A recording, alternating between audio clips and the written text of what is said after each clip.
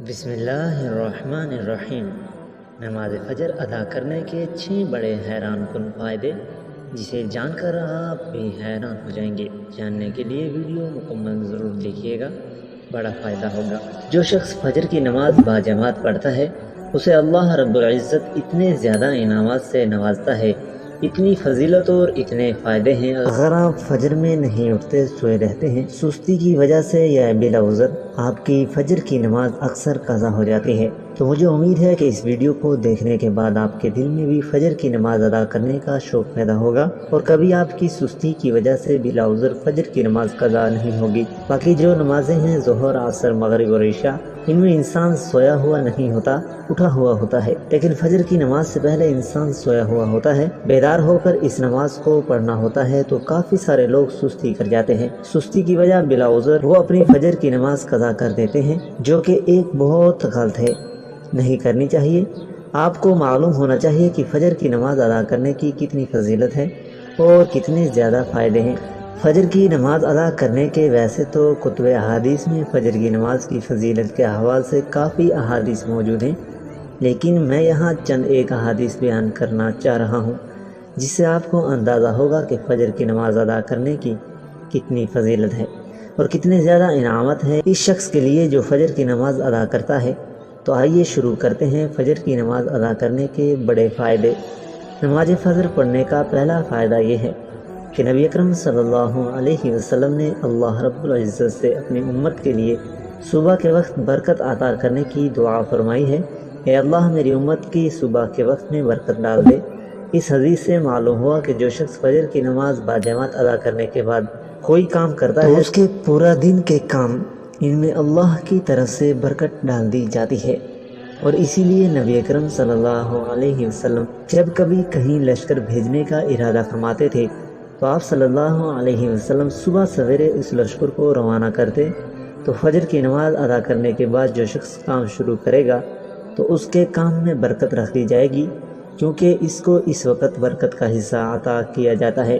فجر کی نماز ادا کرنے کا دوسرا بڑا فائدہ، نبی کریم صلی اللہ علیہ وسلم نے ارشاد فرمایا کہ جس آدمی نے عشاء کی نماز باجماعت پڑھ لی، تو وہ بندہ ایسا ہے جیسے اس نے آدھی رات نماز پڑھی، اور فرمایا کہ جس آدمی نے فجر کی نماز بھی باجماعت پڑھ لی، تو وہ بندہ ایسا ہے جیسے اس نے ساری رات نماز پڑھی۔ آپ عشاء کی نماز باجماعت پڑھ کر سو گئے، صبح آپ نے فجر کی نماز باجماعت پڑھ لی، تو آپ کو پوری رات عبادت کرنے کا ثواب عطا کیا جائے گا۔ کتنے خوش نصیب ہیں وہ لوگ جو عشاء کی نماز باجماعت پڑھ کر سوتے ہیں اور صبح فجر کی نماز اٹھ کر باجماعت ادا کرتے ہیں۔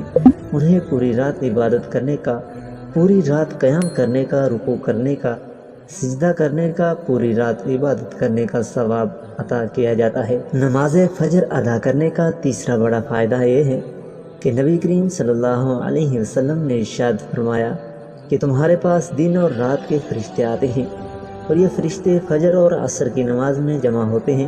جب یہ فرشتے اوپر جاتے ہیں، اللہ کی بارگاہ میں پہنچتے ہیں، تو اللہ رب العالمین سب جانتا ہے، لیکن اللہ فرشتوں سے پوچھتا ہے، اے فرشتوں، یہ بتاؤ تم نے میرے بندے کو کس حال میں چھوڑا؟ اب فرشتے عرض کرتے ہیں، یا رب العالمین، ہم نے تیرے بندے کو اس حال میں چھوڑا کہ وہ تیری عبادت کر رہا تھا، قیام کر رہا تھا۔ کتنی بلند شان ہے اس شخص کی کہ جس کا ذکر فرشتے اس حال میں کر رہے ہیں کہ اے اللہ، تیرا فلاں بندہ جب ہم اسے چھوڑ کر آئے تو وہ نماز ادا کر رہا تھا، جب گئے تو اس وقت بھی نماز، اور جب واپس عصر کے وقت تو اس وقت بھی وہ نماز ادا کر رہا تھا۔ کتنا بلند مقام ہوگا اس شخص کا اللہ کی بارگاہ میں۔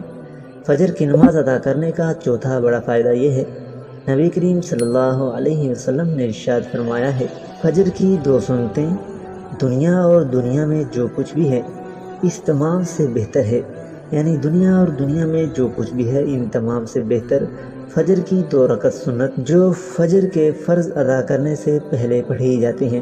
ام المومنین حضرت عائشہ صدیقہ رضی اللہ تعالیٰ عنہ ارشاد فرماتی ہیں، نبی کریم صلی اللہ علیہ وسلم نے ارشاد فرمایا ہے کہ پوری دنیا اور جو کچھ اس دنیا میں موجود ہے ان تمام سے بہتر ہے کہ میں فجر کی 2 رکعت سنت ادا کر لوں۔ اب آپ دیکھیے کتنی زیادہ فضیلت ہے فجر کی نماز ادا کرنے کی۔ نماز فجر کا 5واں بڑا فائدہ یہ ہے، صحیح بخاری میں ہے کہ نبی کریم صلی اللہ علیہ وسلم نے ارشاد فرمایا ہے، جس نے 2 ٹھنڈک والی نمازیں ادا کی وہ جنت میں جائے گا۔ یعنی ٹھنڈک والی نمازیں ایک تو نماز فجر اور دوسری نماز عصر، کیونکہ اس وقت سورج کے اندر حرارت نہیں ہوتی۔